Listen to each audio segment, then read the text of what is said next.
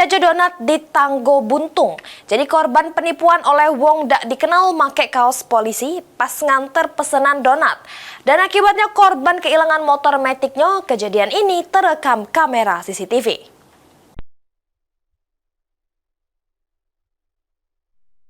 Inilah dia rekaman CCTV-nya. Terselek korban lagi membonceng lanang yang dak dikenal. Dak lama lanang tersebut malah pergi gawak motor metik korban.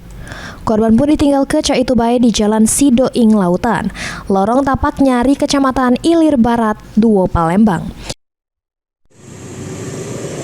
Dijelaskan bini korban dari cerita lakinya pelaku bermodus minta antar ke donat di depan rumahnya yang ternyata kosong, tidak ada pemiliknya. Lakinya sadar sudem ditipu dan sesudem itu motornya digawak lari oleh pelaku.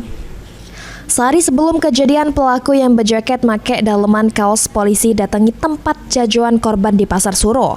Pelaku bermodus ecek-ecek mesen donat untuk besoknya. Pas hari kejadian, pelaku datang lagi terus minta antar ke korban ke suatu tempat. Pas di TKP, pelaku minjem motor korban ecek-ecek nemui bininya untuk nagih duit pesanan donat. Namun apesnya motor korban malah dak balik lagi. Itulah sikap motor ya anak begawi itu waktu dia ngambil donat itu di tempat dia pakai masker setahuku. Tapi waktu di CCTV itu pakai masker dia. Kayaknya ditutupnya kan. Pakai itu. Di dalamnya tuh pakai kaos polisi. Warna coklat. Warna coklat, pakai jaket. Nah, sepan coklat, sepatu gitu. Pokoknya Sepatu polisi, tampangnya? Iya, tampangnya enggak. Mungkin lah uji kita kan nak mudik. Tampangnya seperti polisi. Iya, itulah. Dia ngaku itu donat untuk kantor tuh. Iya, untuk kantor, acara kantor. Kantor apa Bu maksudnya? Nah, di kami pokoknya dia ngomong acara kantor. Pas kami di Mano, di sinilah jadi di sinilah.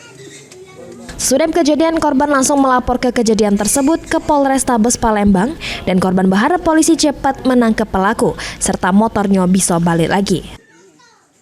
Mulyadi, PAL TV.